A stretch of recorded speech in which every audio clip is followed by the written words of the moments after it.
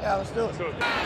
Sanders patiently running. Sanders, good cut. And another block. Sanders still going inside the 40.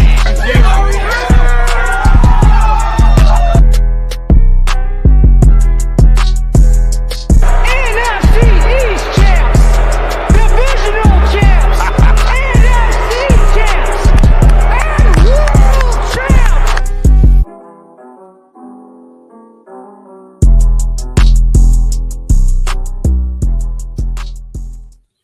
Hello, everybody, and welcome back to another edition of the Kelly Green Hour, where your Philadelphia Eagles look for win number 13 on the season as they travel to the Windy City, and it's going to be cold in Chicago against the Bears on Sunday afternoon. I'm your host, LJ Harrell, and as always, I am joined by my co-host, Connor Donald.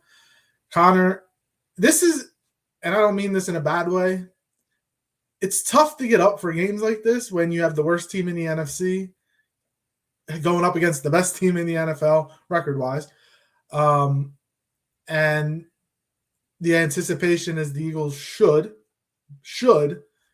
win this game convincingly. We're going to have to convince ourselves or try to get ourselves to talk and up this game to get people to watch it. How you doing?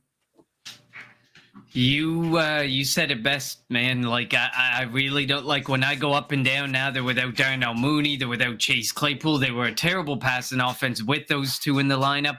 Now they go down them. The biggest threat is Justin Fields, and Justin Fields legs only. So it's hard to imagine or anticipate that this game is going to be very close. But like I said before we came on the air, 3 straight blowouts.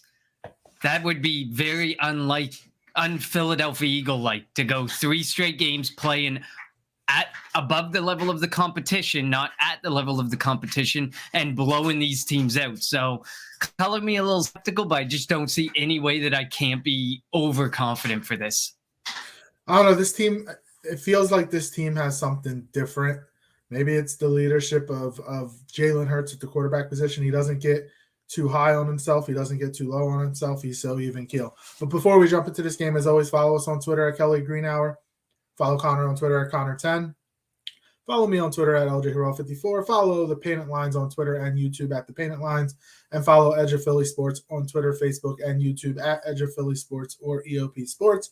And if you are listening live, let us know in the chat your thoughts on this game, your score prediction, keys to the game, player of the game. You mentioned it, Connor. The when it comes to the Bears, it's Justin Fields, David Montgomery, and that's pretty much it. And David Montgomery, I think, is banged up a little bit. Justin Fields was sick. He didn't practice on Wednesday, but practiced Thursday.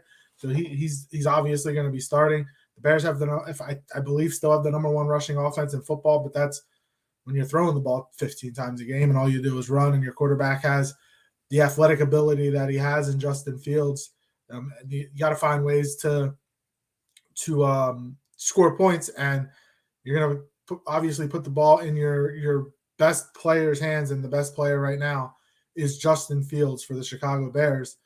And you have to think about it. We talked about last week the turf monster of MetLife Stadium taking out players. The field in Chicago is not that much better either.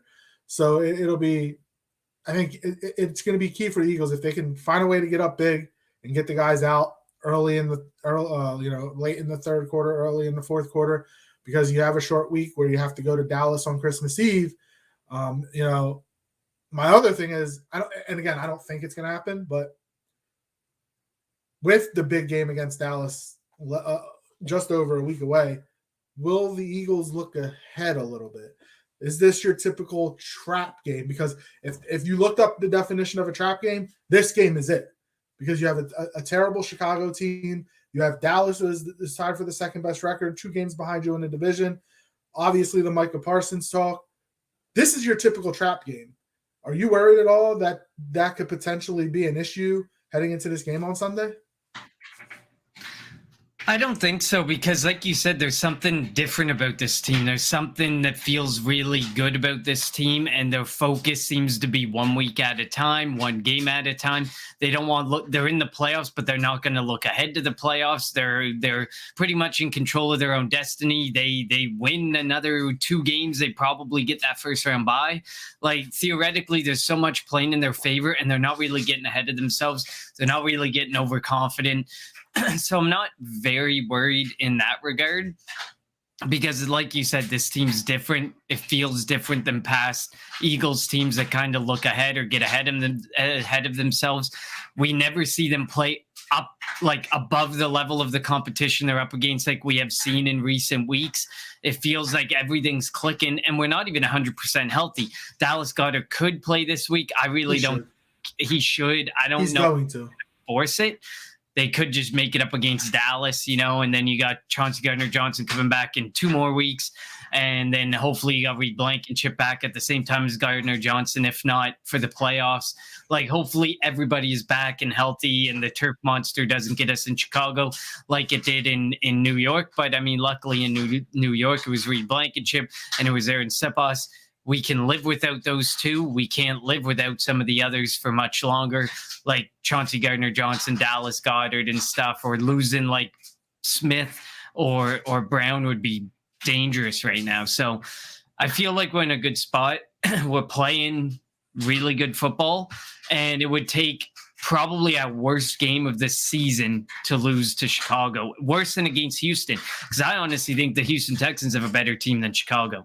That's how bad Chicago is right now, especially with the state of their injuries. Their injuries are really bad, and they're just adding up and making that offense almost impossible to function. Yeah, looking at their depth chart: Justin Fields, David Montgomery. Their receivers will be Equanimeous St. Brown, Dante Pettis, and Byron Pringle, with Cole Kmet at tight end. Their offensive line is, I mean, they lead the league in rushing, so they're not bad, but I think a lot of that is Justin Fields making plays with his feet. Their pass protection rate is 28th in the NFL. So when they actually have to drop back, and when he drops back and he has to be protected, he's not that good. But he also is one of the guys, like we talked about last week with Daniel Jones. Justin Fields holds the ball for a really long time because he tends to look around, and scramble. That's the way that he works. So he holds the ball a lot longer than most people as well, which makes the job, as we know, and as we've seen in the past with a guy like Carson Wentz, who tries to do too much with not enough, that it can wear on an offensive line, and it can make an offensive line look a lot worse than they actually are. But this offensive line really isn't that good. Yeah, and like you just said, the team really isn't that good. So that's where it's going to be key for the Eagles, just like they did last week. If they can jump up to a 14-0 lead, a 2-score lead right away, and force Chicago to become one-dimensional throwing the football, they can have another big sack day. They had 7 last week, remember 9 against Washington earlier in the year. So we're talking about the number 1 team in the NFL when it comes to sacks. The Eagles can just pile on those numbers again against a team like Chicago. The only difference is Justin Fields can actually maneuver. He can move around. So he's not going to be that stationary target that you typically would face against, Daniel Jones isn't really stationary, but like Carson Wentz is kind of stationary. You know where he's going to be, so you can aim for that spot. You won't be able to do that with Justin Fields. One thing you had mentioned is the potential of clinching that number 1 seed within the next 2 weeks. You beat Chicago, you beat Dallas, you clinch the East, you clinch the number 1 seed. And obviously there's still 2 games in the regular season, and you have the bye. So your next real game isn't going to be until January 14th or 15th. Potentially after the Dallas game. That's a lot of time. And look, I'm not saying the Eagles are going to not play anybody against the Saints. They probably won't play anybody against the Giants if that were the case. But against the Saints, at least a half for the guys. Does the rust factor, and I hate looking ahead, but there's not much, let's be real, there's not much to talk about with this Chicago game, and hopefully we're not jinxing ourselves, knocking on wood here, that the Eagles aren't thinking the way we're thinking right now, or that I'm thinking at least, and they do show up, take care of business, and get the W. But if you think about it, the potential of not playing a game that matters for a month Is that something to be worried about? Because there's that rust factor. There's that, timing factor that could come into play in the first playoff game, divisional weekend, and that potentially could be against the Dallas Cowboys. Yeah, I mean, week 1 was definitely an indication of a potential. There's always a potential for a rest factor, and you hope that your team can overcome that rest, especially when you're going to be going against teams who have to actually run the gauntlet for the rest of the season. The Dallas Cowboys, I mean, if they can win this week and if they can pull the game out against us, things become a lot more interesting. Even if they lose against us, they're still in a pretty comfortable spot because there seems to be when you look at it right now, it's like Seattle's on the fringes. Washington is on the fringes. New York is on the fringes, but they're only a couple games above 500. So really, there's a lot. The teams at the top are a lot more comfortable than the rest of the teams. The Minnesotas of the world, the Philadelphias of the world, San Francisco, maybe even Dallas are a little bit more comfortable. But yeah, the rest factor, it's something you're concerned about, but you really hope that they can overcome that rest factor. And we've seen it in the past that it's in week 1, it was rest, it was clear, but they overcame it and were able to do it. Obviously, that's the Detroit Lions.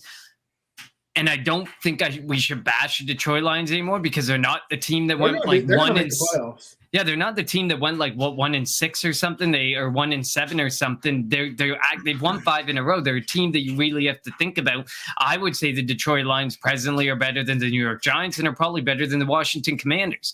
So there's a chance. Even Seattle, they're probably better than Seattle because all around they just have an all around better team and can make things work on offense and defense enough. And when you need points, crazy enough, Jared Goff is able to put them up with that offense, which is really crazy to think about. But yeah, rest would worry me a bit. But like you said, we don't want to look too far ahead. And hopefully that the only week we rest the players fully is going to be week 18, because I would still like to see them play at least a half in week 17. I don't want to see us get way too far ahead of ourselves into the point where we're resting guys for nearly a month.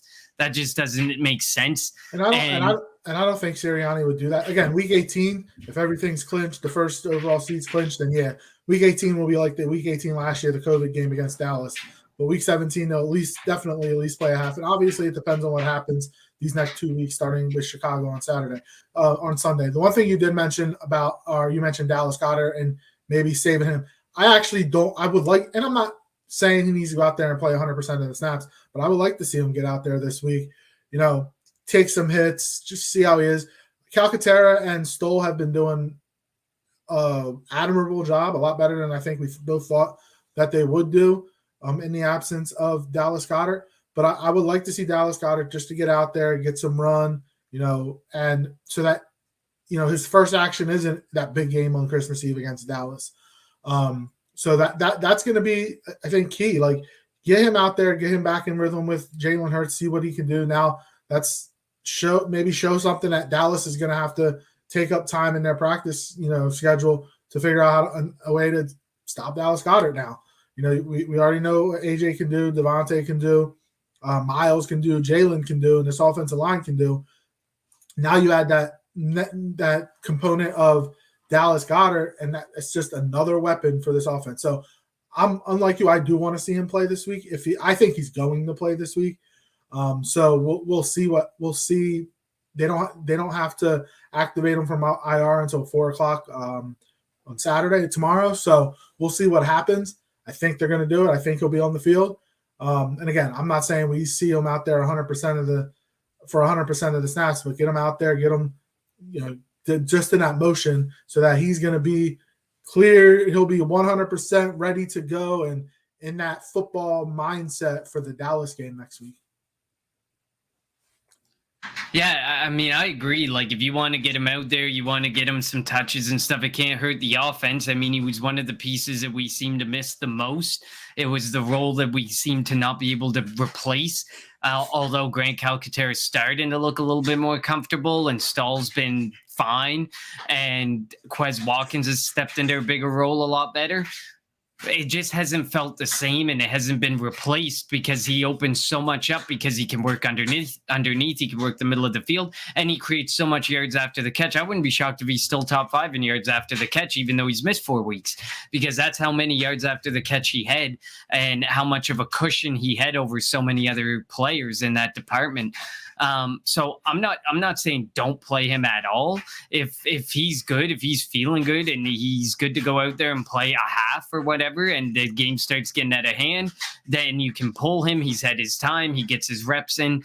But I mean, that at this point, we also got to just worry about health. We got to make sure we get there healthy. We were doing so well up until, what was it, about 4 weeks ago. So hopefully that health can stay with us for the remainder of the season and into the playoffs, because if so, we could be a very difficult team to go up against, because we're so hard to stop on offense. Our defense has just been on point. The defense has continued to remain on point. Of course, the competition over the last couple of weeks hasn't been extravagant, and this week isn't huge, but the fact that the injuries on the defensive side of the football haven't seemed to impact the way that the play has been defensively is major bonus points.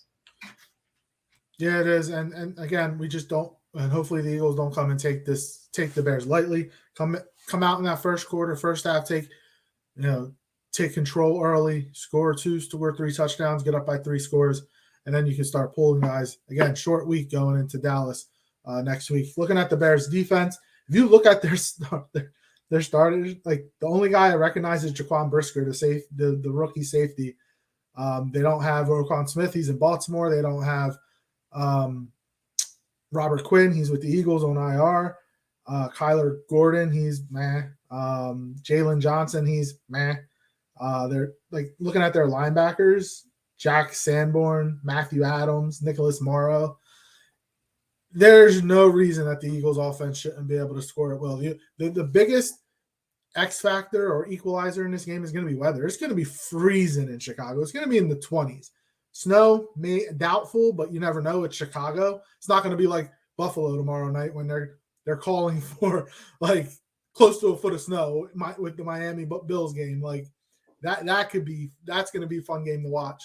But so it's not going to be like that. But again, the biggest key is going to be turnovers for the Eagles offense. They haven't.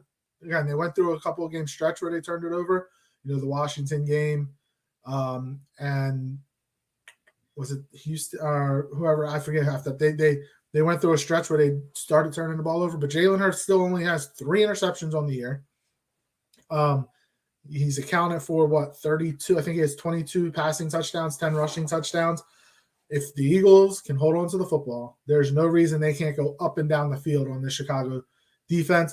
And to kind of go back to the Chicago offense real quick, I think the one thing that is stunting the growth of Justin Fields is they hired a defensive head coach. And I always say this, if you want to hire a head coach, and you have a young quarterback, you should hire an offensive head coach. And why? Because if you hire an offensive head coach, the offense, the head coach is implementing the offense. It's his offense. If you hire a defensive head coach, you hire an offensive coordinator to put the offense together. What happens if that offensive coordinator does a great job? He is going to get hired, and you're going to have to get a new offensive coordinator, which could potentially be a new offense. So they're just stunning the growth of Justin Fields, I think, going forward because if they're any good, that offense gets good. He's gonna have to learn a new offense. So I've always been a component of hiring an offensive coach. I like defense, yeah, but once that coach, that offensive coordinator does a good job, he's gone. He's going to be hired somewhere else. So Justin Fields is going to be hurting for a couple. It was just a bad situation for him in Chicago. Yeah, and I feel like, and I said it from the beginning of the season, I felt like they set him up to fail. And it's kind of a reality that's starting to settle in, is this regime may want to move forward saying Justin Fields just isn't the answer. Look at him. And I mean, when you point it out, like if you look at it, if he was a difference maker by himself and a franchise quarterback, as we like to talk about, then theoretically he would be able to put the game on his back and go with it sometimes, like Patrick Mahomes, who can hit whoever's out there on the field. But at the end of the day, yes, he can put the team on his back and put the game on his back and try. And we've seen him do it very admirably. But at the end of the day, it just isn't working out because the weaponry isn't there. The offense isn't there. The structure isn't there. It's just an all-around really bad offensive situation. And exactly like you said, if you get a really sharp offensive mind next year and bring him in and say, here's your final chance, Justin, to prove to us you can be that guy, then he's going to be learning his third system in 3 years. And he's probably going to end up showing maybe that he's worthy of another chance. And just like Daniel Jones, then he gets pushed into his fourth system in 4 years. Because we have to remember with Daniel Jones, he's had a different offensive coordinator every single season he's been in the NFL. Imagine what that does to learn an entire new playbook. No offensive coordinator comes in and says, I like 3/4 of this playbook, let's roll with it. You only have to learn 25% of a playbook. No, they implement an entire new culture. They implement an entire new strategy. They implement an entire new playbook. It's everything. So you have to learn everything all over again. And imagine you're talking like 100+ plays over and over again, and different mentality and practice and style and everything. And that plays a major impact on a lot of guys. Not to defend Daniel Jones, but I mean, have we seen what Daniel Jones really can be? I don't think so, because, I mean, you got 4 completely different offenses. Now, next year, there's a good chance you're going to be looking at a third completely different offense for Justin Fields. Although, one thing I believe we've learned this season with Philadelphia, you can make your own franchise quarterback. If you play to their strengths and you put the right pieces around them, you can. And it's gotten to the point where Chris Sims has said you could just stick a quarterback in this offense and they would be winning. The amount of times Jalen Hurts has taken the game and gotten, those big 20-yard runs, those huge third down runs, second down runs. No, and somebody broke it down. Someone said, you look at some of these games where Jalen Hurts took it upon himself in some of the games, and they kind of said, look at this game. Yeah, they were like, we'd be pretty much at 500 or below if you took away those games and made them losses. Chris Sims is the ultimate. He's been a hater to Jalen Hurts. Remember, 2020, he had him outside the top 40 of quarterbacks. In 2021, he had him, 25th? Or was it 2021 he had him outside of the top 40? This year, had him like 25th. Yeah, because it was Wentz's last season before he took over as a starter. He had him at like 40, and I think it was 28 that he was at this past season.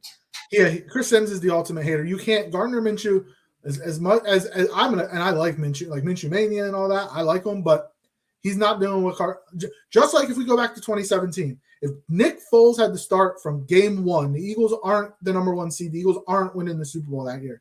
Carson Wentz was a top 2, top 3 reason why the Eagles were able to win the Super Bowl. He had them 11-1, 11-2, whatever, at one point before his injury, and they were able to clinch the number 1 overall seed. Does Nick Foles do that? Has Nick Foles ever played an entire season? No. So you can't just say you can throw. Look, if you're saying you can throw Patrick Mahomes, Josh Allen, Joe Burrow in there, sure. But you're not throwing Gardner Minshew, Nick Foles, Chad Henne. Like, you're not just throwing any quarterback in there and doing what Jalen Hurts is doing this year. Look, I did not think Jalen Hurts was going to be able to turn into the type of quarterback that he has turned himself into. He has proven me wrong, and I'm glad. Remember, we thought going into last year it was Jalen Hurts has to prove that he can be the franchise quarterback before we decide what we have to do with the 2 first-round picks. Now, we came into this year saying the same thing, and he has proven it. He is the franchise quarterback. They're going to give him the – now, they don't have to, in theory, give him the money after this year, but they will, because you don't want your quarterback going into a lame duck year. He has done everything plus what he's been asked to do. And I mentioned it on Tuesday. It's very rare that a coach is going to implement an offense that fits the quarterback. He comes in with his offense, and he's going to make the players fit into his offense. Nick Sirianni has done the total opposite. Nick Sirianni has designed an offense that Jalen Hurts can be successful in. If he's doing that, who the hell cares? He is the MVP of the league. You can't just throw anybody in there, and the Eagles are going to be 12-1 right now. It just wouldn't happen. Agreed. And like because I'd put almost any amount of money on it now. When Shane Steichen gets a job as a head coach in this offseason, he is not going to go. If, say, he goes to Tom Brady, Kirk Cousins, pocket passers, he is not going to, you aren't going to see the same offense you saw this season from Shane Steichen.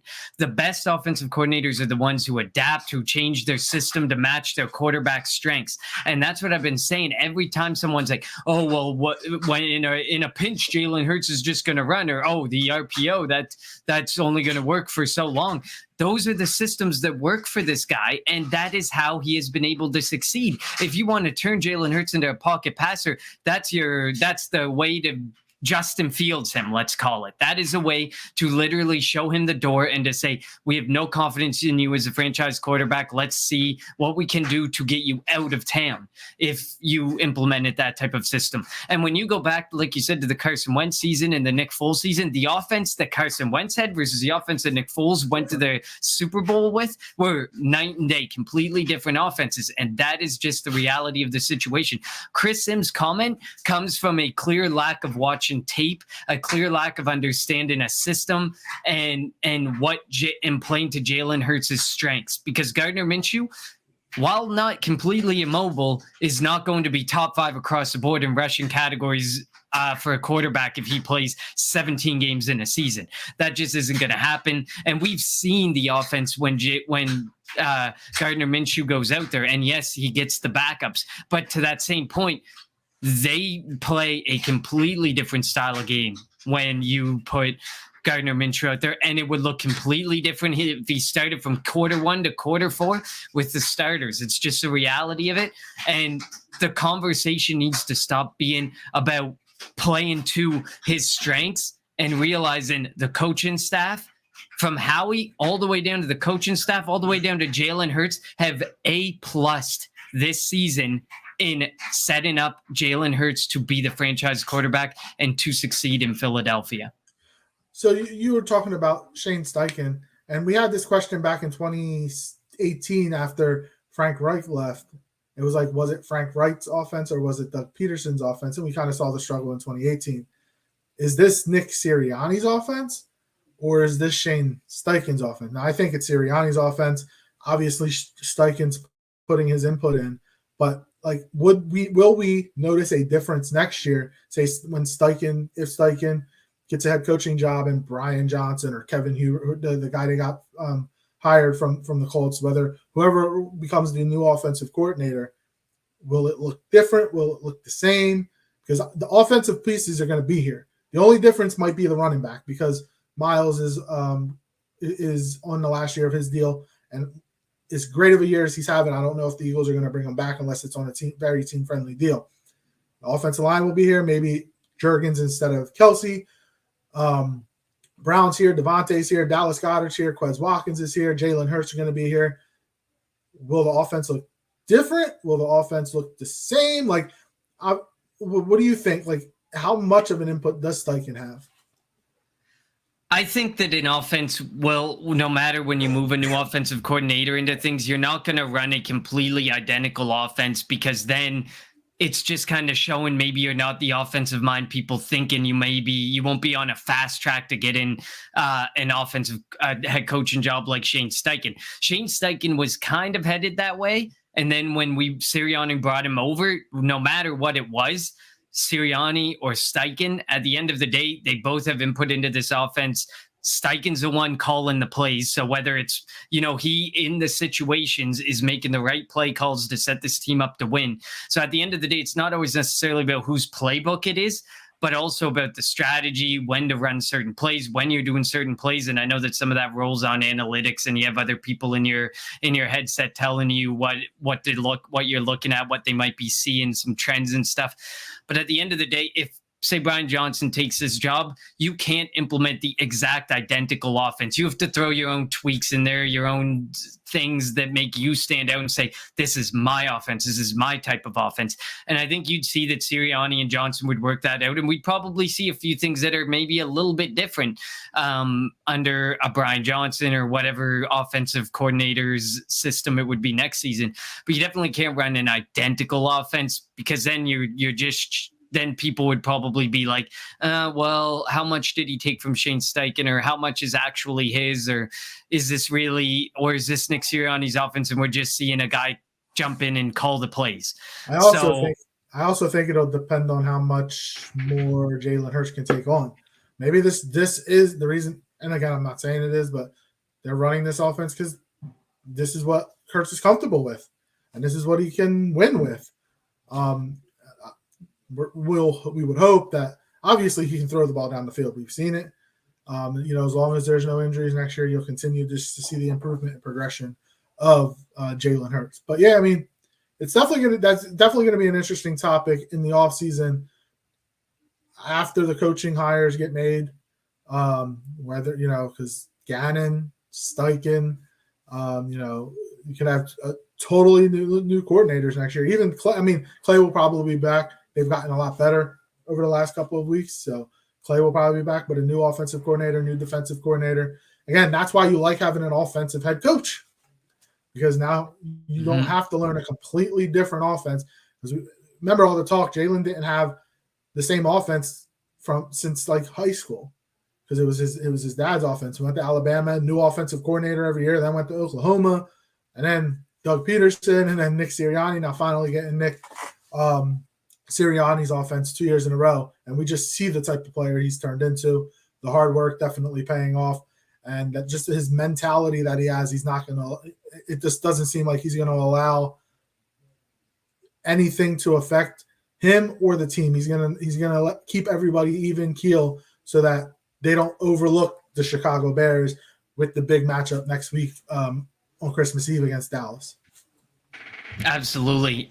With the Chicago Bears in mind, we did go off topic.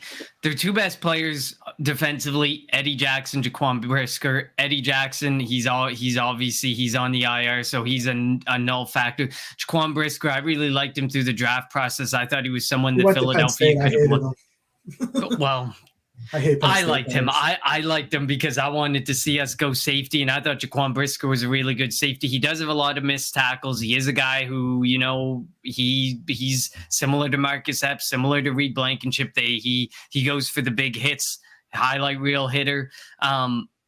Otherwise, this is an average to below average defense across the board outside of those two safeties. They were probably going to live and die this season on those two safeties, and losing Eddie Jackson was probably a massive loss for them. Well, it definitely was a massive loss for them.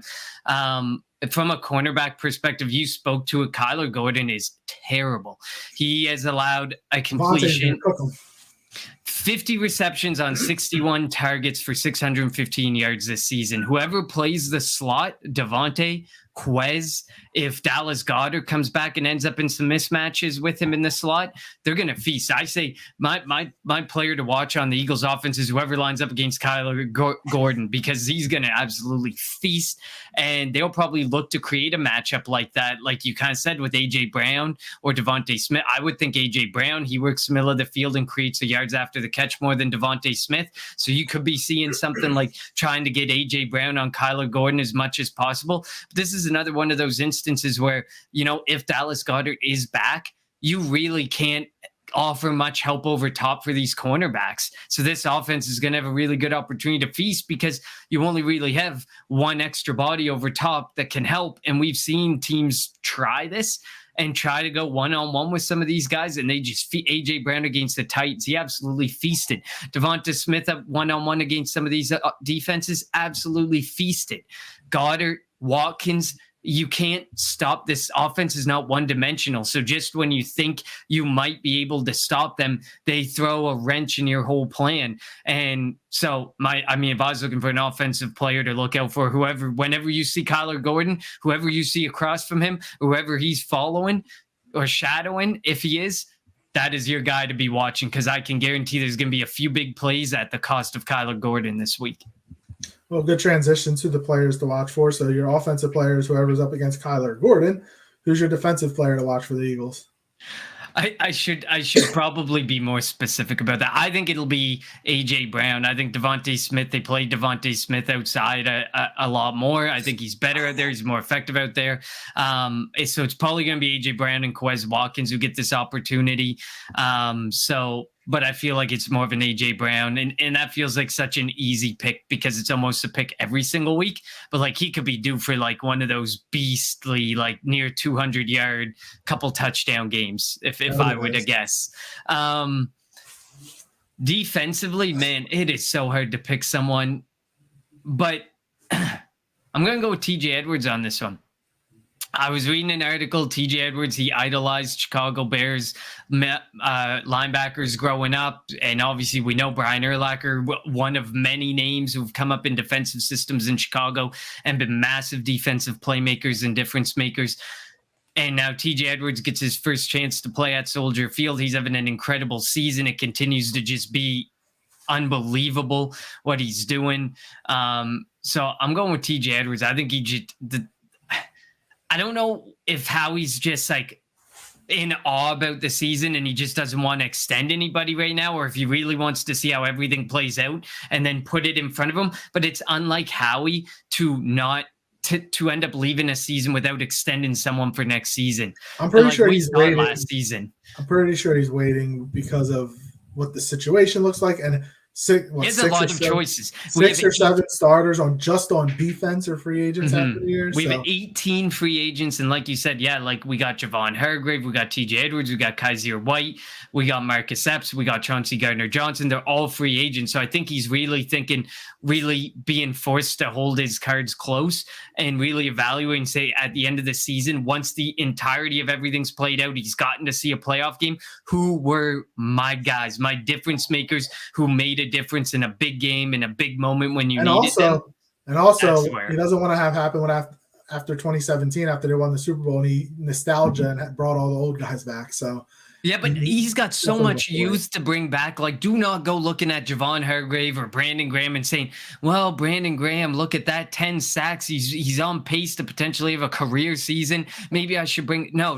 You got TJ Edwards. You got Chauncey Gardner-Johnson. You got Marcus Epps. You got a bunch of guys who are less than 26. Chauncey Gardner-Johnson's my number one. That's the guy that I want back. I want Chauncey Gardner-Johnson and TJ Edwards. If I had to put, I wouldn't pick one or the other. I think those are two guys who can be cornerstones of this offense with Hassan Reddick, with Jordan Davis, with Josh Sweat. They can be cornerstones to this defense. Whereas that a guy like, unfortunately, Fletcher Cox and Brandon Graham, the end is near and they can't be cornerstones anymore. We saw it with Fletcher Cox this year. He's a cornerstone at 25 to 35 snaps a game. That's not going to work. And especially when with that Saints pick, they're going to I want to talk about that before we get to our prediction, by the way. What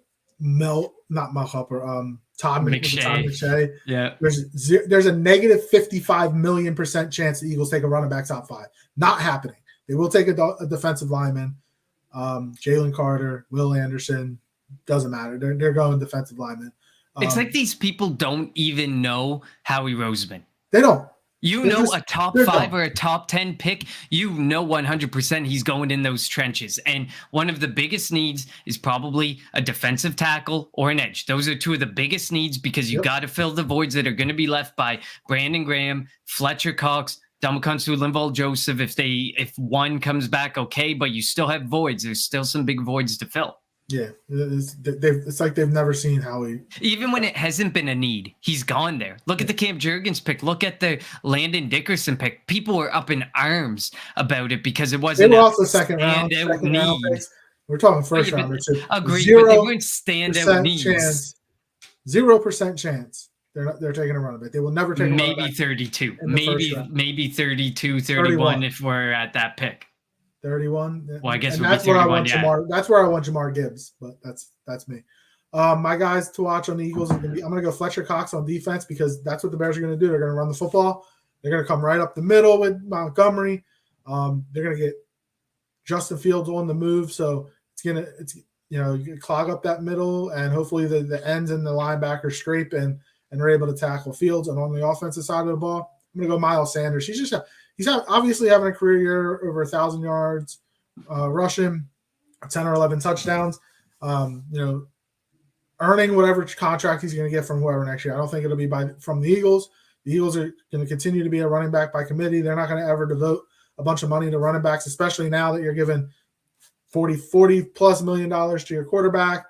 You already got the $25 million to AJ Brown. Devontae Smith is going to be up on a contract in a couple of years. So, and Dallas Goedert's got a big contract. They're never going to devote a lot of money to the running back position. But Miles Sanders is going to continue the track, the career year that he's having, and he should have a big game. Especially if the Eagles get up big, they're just going to run the ball. This is what they do in second halves of games when they're up big. They'll just take the clock down, run the football, kill the clock, and get out of there with a victory and get ready for Saturday afternoon football in Arlington, Texas, against the Arlington Cowboys. All right. And I agree. I agree with you. And at the end of the day, the saving grace for this Miles Sanders contract, this is a huge running back free agency class and a very good draft class for running backs that I think ultimately, Josh Jacobs is having a career year at the age of 26. These guys, the cliff is coming for some of these running backs. And we know Miles Sanders, don't put it in the complete rearview mirror that, his injuries are gone and the injury history is gone. No, it still exists. It's still prevalent. And that's something that you can leverage in a contract negotiation. I think that's the saving grace to getting Miles Sanders back on a team-friendly deal is I think that a lot of running backs may go unsigned until after the draft because they're going to try and hold Miles, their value at a higher standard. And the standard's not there for running backs anymore. And Miles hasn't been used as much as somebody like Josh Jacobs. Because the Eagles don't. What's his career high in carries? 25. Because the Eagles like to split up the carries and have a running back by committee, and they don't ever devote it to one guy. Miles Sanders doesn't have and he didn't have it in college too because he was behind Saquon. So he doesn't have the miles that somebody like Josh Jacobs has. And when Josh Jacobs has 25 carries a game. Josh Jacobs at Alabama got a lot of carries, and in the NFL, especially this year, getting a lot of carries with the Raiders. All right, prediction time. Who you got and why? And your score. I think through our conversation, the why has been very firmly answered. I have this as another blowout. I just don't see Philadelphia since since that Texans game. They haven't really truly played. The Colts game came after the Texans game, right? So they haven't really played down to that level. They went to war with the Green Bay Packers, and since then they've looked like this really good, this offensive juggernaut that is just putting points up with ease.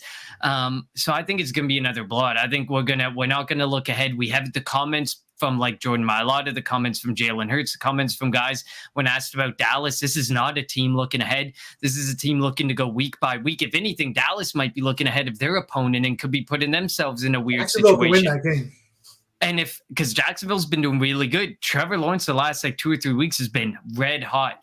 That's a team starting to turn the corner. Not like they're going to do much this year, but if Jacksonville wins and the Eagles win, that with 3 games left, the Eagles are 3 games up. The Eagles would have to lose 3 straight. Dallas would have to win 3 straight in order to win the division. The odds are not as much as Dallas Cowboys fans say we're winning out. It's not in their favor. If Dallas loses to Jacksonville, the Eagles could leave everybody home for Christmas and just play with Gardner Minshew and Boston Scott. And who cares what the outcome of the game? They wouldn't do that, but in theory, they could. In theory, absolutely. But yeah, this is a team that's just not looking ahead of their opponents. I think this is going to be a game where I think it's going to be, and I'm going to give it 35-17, and I only give it 17 because of garbage time. I feel like this could be a game that might be over at halftime, and we may see Gardner Minshew the earliest we've seen him yet this season. Yeah, I say 35-14. Eagles will win. And again, second half, get starters out, get them ready. It is a short week, it's a Saturday night game. It's a Saturday afternoon game. So you're going to have to leave Friday, probably Friday morning, Thursday night, Friday morning to get to Texas. So get the guys out as early as possible. Don't play games. Don't turn the ball over and get up a couple scores and Chicago has 0. They don't have any. If it's going to be Justin Fields, you cannot let Justin Fields beat you on the ground because that's what it's going to be.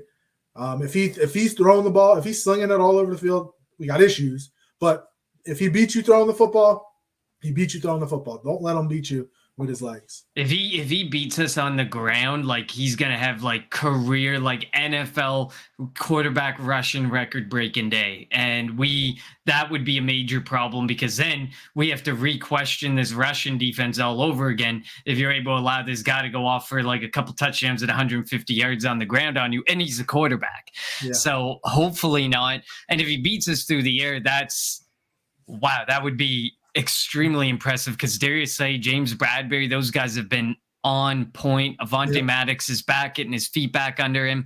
They've been on point. And you named it earlier, the 3 starting wide receivers, because N'Keal Harry's doubtful, I think. He's out. Or he's out, yeah. So look at that. Equanimous St. Brown, what was it? Like, I can't even remember who you named. It was Velus Jones, Dante Pettis. Like, it's terrible. It's horrible. Yeah. Unreal. Cole Kmet is their best. David Montgomery technically is their best weapon catching the football, run like it's him and Justin Fields. So you got to stop them too. And but look what we've done to Saquon, Jonathan Taylor, Derrick Henry. That's what worries me. Montgomery's really not up to those points. Yeah, but that's what worries me because he's not to that caliber.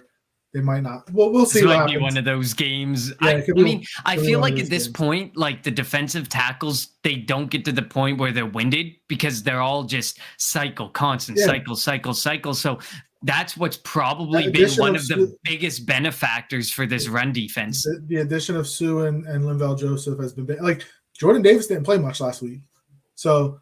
But nobody's complaining about it. Exactly. Like before the arrival of Linval Joseph and Ndamukong Suh, we were sitting there and we were up in arms about Jordan Davis. Last week, we're like, Jordan Davis played 15 snaps, but we don't have anything to say.